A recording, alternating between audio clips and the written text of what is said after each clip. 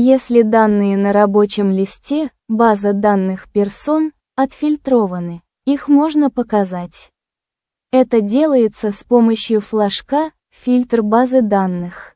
Если флажок «Фильтр базы данных» установлен, в поле списка будут стоять только отфильтрованные базы данных персон. Фон списка коричневый. Кнопка ниже ряда флажков не видна.